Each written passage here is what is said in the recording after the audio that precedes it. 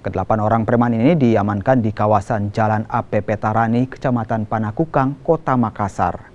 Selain modus meminta sumbangan untuk masjid, mereka juga sering mengubah modusnya diantaranya dengan menjadi pengamen dan tidak jarang mereka memaksa para pengendara jalan.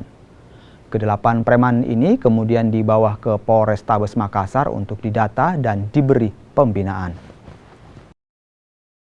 Pemuda ataupun orang dewasa dan ada beberapa orang anak di bawah umur. Dari 8 orang tersebut bisa kami jelaskan 4 diantaranya dia melakukan modus dengan meminta sedekah.